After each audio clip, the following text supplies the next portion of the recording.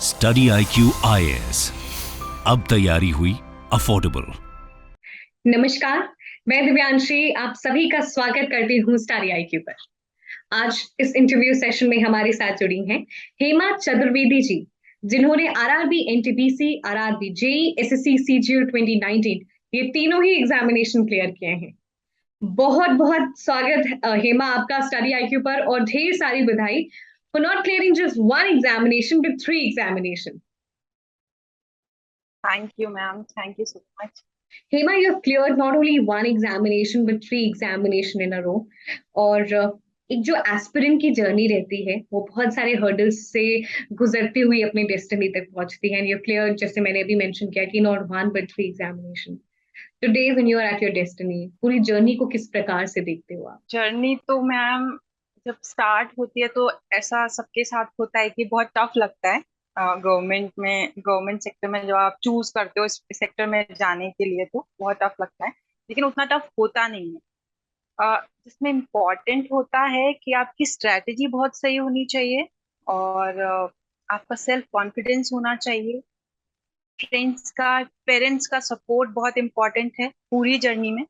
अ, और उन्हीं से आप मतलब ऐसा होता है कि बहुत सारे पूरी जर्नी में बहुत सारे अप्स एंड डाउन्स आते हैं, बहुत सारे फेलियर्स होते हैं। मेरे साथ भी बहुत फेलियर्स हुए हैं, मतलब डीवी होते हैं, उनके बाद फाइनल लिस्ट आता है तो उनमें सिलेक्शंस नहीं होते, तो उसके बाद बहुत लो फील भी होता है। लेकिन the most important thing is self confidence, जो कि मैं बोलूंगी मेडिसिन है।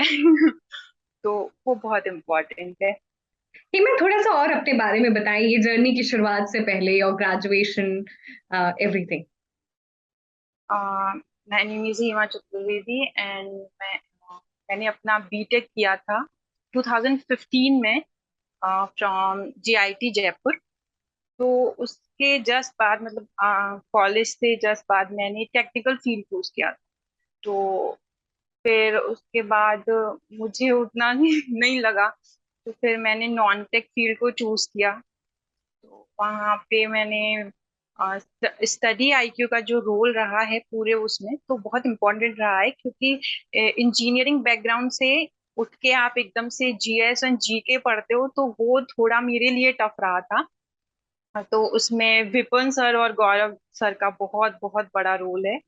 तो जब मैंने आरआरबी जेई के लिए प्रिपेयर करना स्टार्ट किया था, तो विपन सर के जो वीडियोस थे साइंस के और हिस्ट्री, पॉलिटी, ज्योग्राफी के, तो वो मैंने बहुत किए थे। तो उनसे मुझे बहुत पूरे एग्जाम में बोलते बहुत ही बेनिफिट हुआ था कि क्वेश्चंस डायरेक्टली उठ के भी आ रहे थे वहीं से।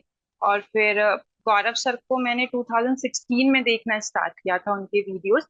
बट 2016 में मैंने ऐसे बस देखना ही स्टार्ट किया था, वैसे प्रिपेयर नहीं कर रही थी मैं।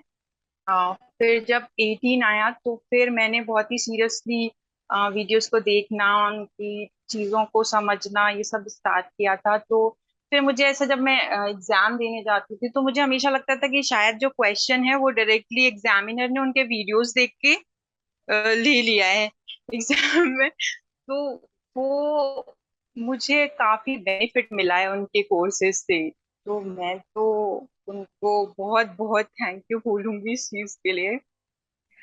हेमा, जब आप एक अलग करियर में रहते हैं और उसके बाद एक दूसरे करियर, टोटली डिफरेंट करियर में आप जब कदम रखते हैं, तो ये डिसीजन बहुत ही बड़ा होता है कि आप एक फील्ड एकदम से छोड़ रहे हैं। हाउ डिड हाँ यू, जी।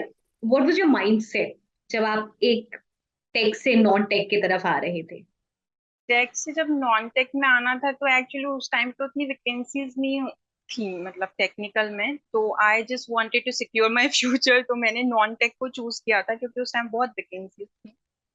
तो क्योंकि रेलवेज की बहुत सारी वैकेंसीज डिक्लेयर हुई थी उसी टाइम पे, जैसे आरआरबी जेई में 13-14 थाउजेंड कुछ वैकेंसीज थी।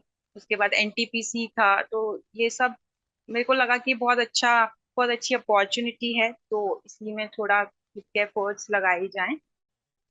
फिर मैंने जेई दिया था जो 2019 में हुआ था मई में। तो उसका जो प्रीलिम जो सीबीटी 1 था, तो उसमें मेरा काफी अच्छा स्कोर था। और उस स्कोर के लिए मतलब जीएस सेक्शन का बहुत इंपॉर्टेंट रोल रहता है उन सब चीजों के लिए। तो उसमें बहुत हार्ड वर्क करने की आपको बहुत जरूरत होती है। बहुत ही सिलेबस बहुत लेंदी होता है। तो उसको वो थोड़ा मेरे लिए टफ रहा। पूरी जर्नी में मुझे ऐसा लगा कि मुझे सिर्फ इसी चीज पे थोड़ा ज्यादा हार्ड वर्क करने की जरूरत है, क्योंकि मैथ एंड रीजनिंग तो जो साइंस बैकग्राउंड के स्टूडेंट्स होते हैं वो कर ही लेते हैं।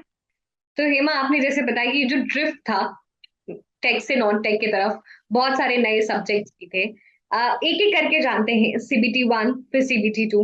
सीबीटी वन से पहले शुरुआत करते हैं। सीबीटी वन में ऐसा था कि आपको 25 क्वेश्चंस रीजनिंग के करने होते थे, और 30 क्वेश्चंस कुछ मैथ के थे, और 30 क्वेश्चंस आपको करने होते थे साइंस के, जो कि रेलवे बहुत अच्छा लेवल का साइंस पूछता है। तो उसके लिए प्रिपेयर करना बहुत ज्यादा, मतलब मेरे को लगा कि कहीं ना कहीं से रिसोर्सेज ढूंढे जाएं, जो रेलवेज के प्रीवियस ईयर्स के क्वेश्चंस होते हैं वो देखे जाएं, तो उनसे काफी बेनिफिट मिलता है। और फिर 15 क्वेश्चन जो थे वो जीके के थे। तो वो तो जैसे करंट अफेयर्स का वेटेज बहुत ज्यादा आता है, तो उस पे फोकस करने की बहुत ज्यादा जरूरत रहती है। तो वो इजीली हो जाता है जब आप कंटिन्यूटी रखते हैं अपनी स्टडीज में, तो वो इजीली हो जाता है, उतना टफ नहीं होता है। और बाकी अगर रीजनिंग और मैथ की कहें तो यूट्यूब पे बहुत कुछ अवेलेबल है। जैसे स्टडी आईक्यू को मैंने 2016 में देखना स्टार्ट किया था, तो यहाँ से रीजनिंग मैथ मैंने पढ़ना स्टार्ट किया था। तो वो एक्यूरेसी, स्पीड और ये सब चीजें बहुत इंपॉर्टेंट रहती हैं एग्जाम को क्लियर करने के लिए। फिर जब सीबीटी टू आता है तो दैट वाज वेरी डिफरेंट, कि नॉन टेक से डायरेक्ट आपको टेक्निकल पढ़ना है।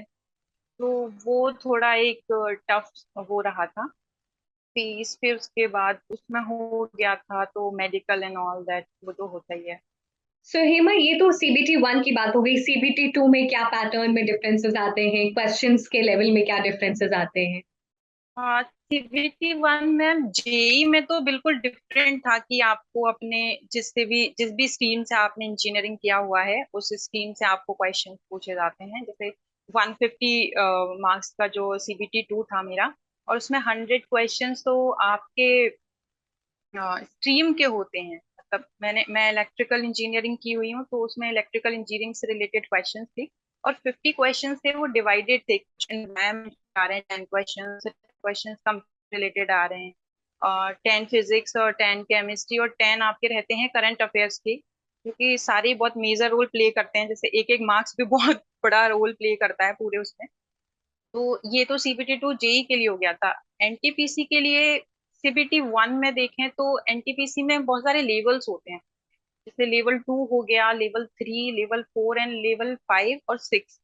तो इनमें बेसिकली रहता है कि 30 क्वेश्चंस आपके मैथ के होते हैं, 30 क्वेश्चंस आपके रीजनिंग के होते हैं, और 40 क्वेश्चंस आपके जीके जीएस के होते हैं। फिर जब सीबीटी टू आता है तो इसमें आपके 35 क्वेश्चन रीजनिंग के रहते हैं, और 35 क्वेश्चन ही मैथ के, और आपके 50 क्वेश्चन जो होते हैं वो जीके जीएस के होते हैं। मतलब 120 का पूरा आपका पेपर होता है। तो इस हिसाब से डिवाइड करते हैं क्वेश्चन को। सर, बहुत सारे section CBT one CBT two में ओवरलैपिंग होते हैं, क्वेश्चन की डिफिकल्टी बढ़ती है। How do you have an integrated study for both? हाँ, क्वेश्चंस की डिफिकल्टी लेवल तो बढ़ता ही है। तो उसके लिए मुझे ऐसा लगता है कि आपको बहुत ज्यादा ना क्वेश्चंस निकालने की जरूरत होती है। मतलब बेसिकली क्या होता है कि हम थ्योरी पढ़ लेते हैं, लेकिन जब थ्योरी जो होता है ना, बेसिकली माना जाता है कि कितना भी आप थ्योरी पढ़ लो वो सिर्फ 30 या 40% होता है अगर आप क्वेश्चन सॉल्व नहीं कर रहे हैं तो मॉक देना बहुत इंपॉर्टेंट होता है, क्योंकि मॉक से होता है कि चीजें आपके माइंड में सेट हो जाती हैं। जब आपको एनालिसिस करते हो पूरे मॉक का, तो चीजें आपके माइंड में पूरी तरह से सेट हो जाती हैं। तो वो बहुत इंपॉर्टेंट रोल प्ले करता है एग्जाम हॉल में, क्योंकि वहां आप गलतियां करने से बच जाते हो। तो जितना हो सकता है उतना मॉक देना चाहिए इसके लिए। और बात अगर करें रीजनिंग और मैथ की, तो रीजनिंग और मैथ के लिए तो जितनी आप प्रैक्टिस कर सकते हैं उतनी करें, क्योंकि ये ऐसे सब्जेक्ट्स हैं कि अगर आप एक बार बहुत अच्छे से पढ़ लेते हैं तो इनको भूलते तो नहीं है एटलीस्ट। तो इसके लिए तो जितना आप मॉक्स लगा सकते हैं, जितनी प्रैक्टिस कर सकते हैं, किसी बुक से कर सकते हैं। यूट्यूब पे इतने इतने पेपर्स डालते हैं टीचर्स, और आप किसी का भी टेस्ट सीरीज लीजिए, वहां से दीजिए, तो बहुत हेल्पफुल रहता है ये पूरे उसमें। सो हेमा, आपने ये तो बताया आरआरबी एनटीपीसी के लिए और कितना जरूरी है क्वेश्चंस को प्रैक्टिस करना। आरआरबी जेई का पैटर्न थोड़ा सा बताएं, कैसे एग्जामिनेशन को अप्रोच करना है, एवरीथिंग अबाउट। तो आरआरबी जेई में जो सीबीटी वन का जो पैटर्न होता है वो एग्जैक्टली एनटीपीसी के सीबीटी वन के जैसा ही होता है। मैथ, रीजनिंग और जीके जीएस के क्वेश्चंस आते हैं आपको। बस जीएस के क्वेश्चंस का नंबर थोड़ा ज्यादा होता है, थोड़ा वेटेज ज्यादा होता है, और जीएस जो होता है वो थोड़े अच्छे लेवल का पूछा जाता है। और फिर बात करें सीबीटी टू की, तो सीबीटी टू में आप जिस भी स्ट्रीम से हैं उसके बेसिक बेसिक क्वेश्चंस आते हैं। तो मतलब बहुत डेप्थ में पढ़ने की जरूरत नहीं है कि मतलब आप गेट के क्वेश्चंस उसमें लगा रहे हो, तो वो उस चीज की जरूरत नहीं है। आपको सिर्फ बेसिक बेसिक अपने इंजीनियरिंग जो स्ट्रीम है उससे रिलेटेड सिर्फ बेसिक बेसिक चीजें ही पढ़नी होती हैं। तो आप इजीली उसको क्रैक कर सकते हो, लेकिन उसके साथ आपको अपने नॉन टेक पार्ट को भी स्ट्रॉन्ग करना जरूरी होता है, जो कि 50 मार्क्स का होता है। तो उसमें जैसे कि मैंने बताया था कि 10 मार्क्स का एनवायरनमेंट होगा, 10 मार्क्स का आपका फिजिक्स केमिस्ट्री, 10 मार्क्स के आपके कंप्यूटर और करंट अफेयर्स होते हैं। तो इनका बहुत अच्छा खासा रोल रहता है पूरे सीबीटी टू में। तो इन पे कंसंट्रेट करने की बहुत ज्यादा जरूरत होती है। बाकी फिर हो जाता, उतना मेरे को नहीं लगता कि उतना टफ रहता है अगर आप अच्छे से करो तो। तो हेमा, आरआरबी एनटीपीसी और आरआरबी जेई दोनों ही लेवल के लिए हमने सीबीटी टू तक हम जान ली। आरआरबी एनटीपीसी पे फिर आते हैं और इसमें जो थर्ड लेवल होता है वो साइको टेस्ट होता है। उसके बारे में थोड़ा बताएं दर्शकों को। साइको टेस्ट बहुत ही आपको सिर्फ पास करना होता है, मतलब उसका वेटेज कुछ 30% रहता है पूरे आपके उसमें स्कोर कार्ड में। तो उसमें 5 सेक्शंस होते हैं जिनका अपना अपना खुद का एक कट ऑफ होता है, मतलब एक टी स्कोर सेट होता है आरडीएसओ के थ्रू। तो उसमें आपको 42 लाना ही होता है। तो उसमें ऐसा होता है कि आपको एक्यूरेसी की बहुत, टाइम मैनेजमेंट की बहुत जरूरत होती है। एक्यूरेसी बहुत अच्छी होनी चाहिए आपकी, और उसको क्लियर करना बहुत इम्पोर्टेंट है। उसके बिना एनटीपीसी में आप लेवल 6 नहीं ले सकते।